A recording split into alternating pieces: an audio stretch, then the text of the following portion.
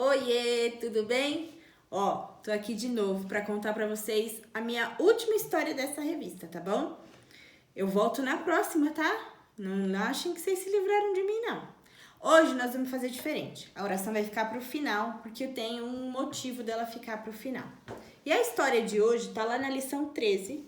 O navio encalhou. Alguém já ouviu isso? O navio encalhou? Normalmente é quando a gente tenta fazer alguma coisa e não dá certo, né? As coisas encalham. E para Paulo não era diferente, porque Paulo, depois que ele viu aquela luz na estrada, ele aceitou Jesus e ele virou um missionário. Então ele viajava e falava de Jesus para todo lugar. Jesus falava com ele e ele falava com as pessoas. Era assim que funcionava. E a história de hoje começa lá em Jerusalém.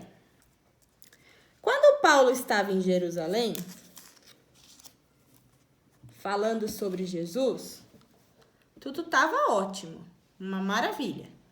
Porém, tinham as vezes em que ele era perseguido por quem? Por aquelas pessoas que antes faziam parte do grupo dele de perseguição. Paulo, então, um dia no templo, orando e falando sobre Jesus, percebeu que não estava sozinho. Ele descobriu que junto com ele tinha muita gente. E muita gente que não queria fazer o bem, muita gente queria fazer o mal. Essas pessoas correram atrás dele com pedra, bateram nele. E um comandante do exército dali, que prestava atenção em tudo aquilo, pegou ele e levou ele para uma prisão. Por 2 anos, Paulo ficou preso. Puxa, mas esse cara não tem sorte. Ele ficou preso por 2 anos, mas não porque o comandante achava que ele estava fazendo alguma coisa de errado, porque o comandante sabia e acreditava nele e tinha medo que os perseguidores de Jesus matassem Paulo. Então ele ficou preso por 2 anos. Mas tá vendo a luz? Jesus nunca parou de falar com ele. Nunca mais, a partir daquela luz na estrada, Jesus deixou Paulo sozinho. Então, vendo tudo aquilo, né? Paulo preso. Poxa, 2 anos preso, fazendo o quê, né? Mas Paulo sempre conversava com Jesus e recebeu a missão de sair de Jerusalém, de navio,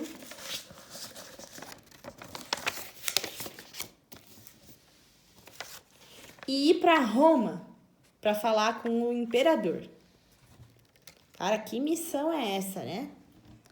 Mas Jesus avisou Paulo que a viagem não ia ser fácil. Não ia ser boa aquela viagem. Iam ter coisas muito ruins no caminho. E eles foram. De repente,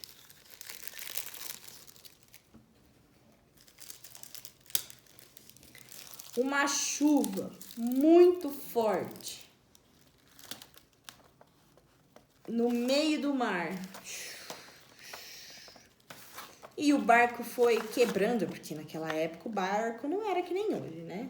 E eles tiveram que jogar fora do barco, coisa que fazia peso, porque estava muito difícil de navegar.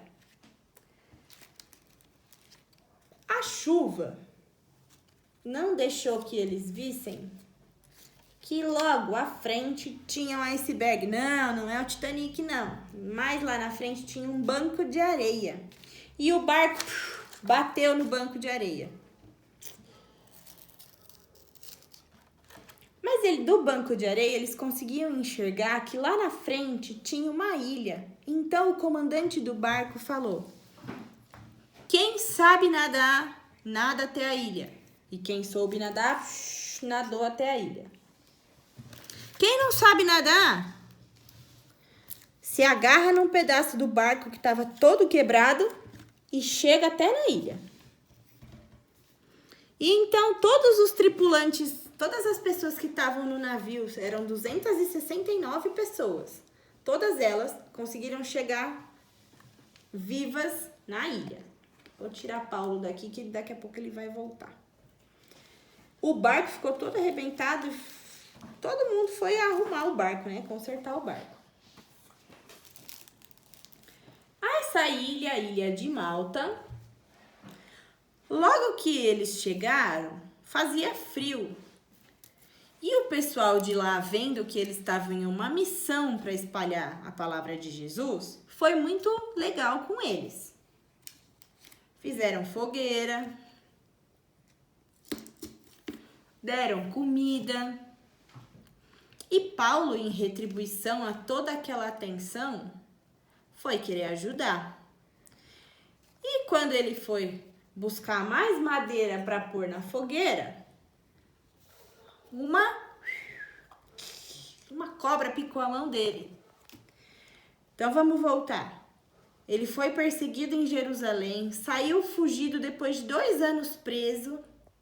No meio do caminho o barco bateu, eles tiveram que nadar até uma ilha. Agora uma cobra picou a mão dele. O cara é guerreiro, o cara é muito forte. Ele não morreu, gente. Paulo não morreu na picada da cobra. Na verdade, não aconteceu nada com a mão do Paulo. Porque Jesus estava cuidando dele o tempo todo. Então, por 3 meses,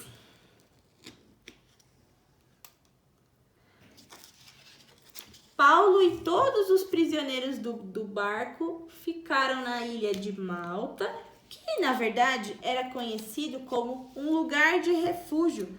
Era um lugar que abrigava as pessoas que precisavam fugir de onde elas precisassem. Então, sem chuva, o barco com todos os prisioneiros seguiu para Roma. Vamos lembrar que Paulo de perseguidor virou um missionário. Então, ele para onde ia falava de Jesus. Não foi diferente os 3 meses que eles ficaram lá em Malta, não. Ele falou tanto de Jesus que o evangelho de Jesus chegou em Malta, né? Esse lugar de refúgio, olha que legal. Um lugar que abrigava as pessoas que tinham medo. Quando eles chegaram em Roma, você acha que foi fácil para Paulo chegar em Roma? Não foi, não. Quando eles chegaram em Roma e ele foi conversar com o imperador, que foi esse o pedido de Jesus, o imperador olhou pra cara dele e falou, ha. Achou que Paulo era louco. Achou que Jesus nem existia. E até saber o que ele ia fazer com Paulo, bum, botou Paulo preso em uma casa por mais 2 anos. E Paulo, nesses 2 anos preso dentro dessa casa, só tinha uns empregados para conversar. Porque o imperador prendeu ele na casa, mas deixou a gente tomando conta dele. E durante 2 anos,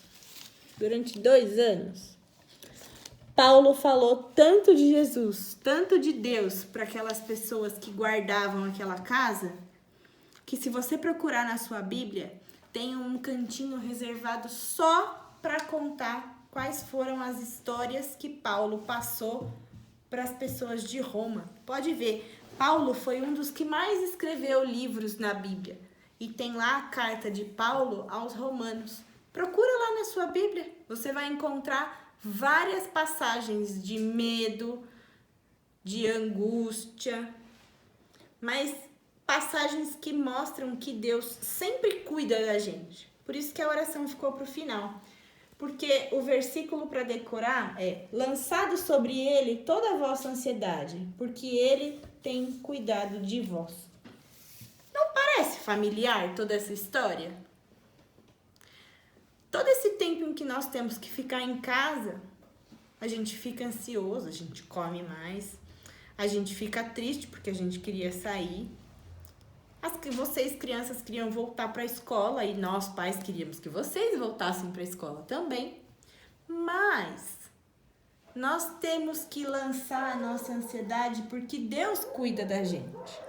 Então, por isso eu deixei a oração para o final. Porque eu, você e quem estiver assistindo essa aula com você, nós, todos juntos, vamos fazer a oração do Pai Nosso para mostrar que Deus cuida de nós o tempo todo e que a gente tem que ter certeza sempre desse cuidado, desse amor.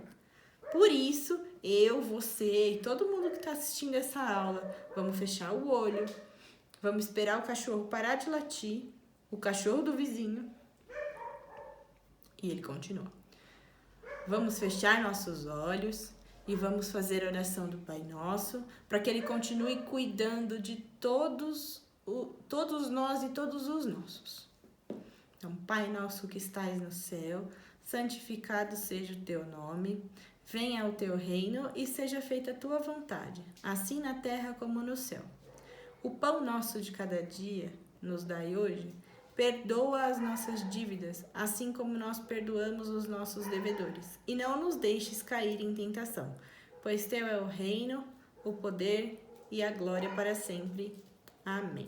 E com essa oração, eu vou me despedir da revista O Início da Igreja, porque essa é a minha última aula.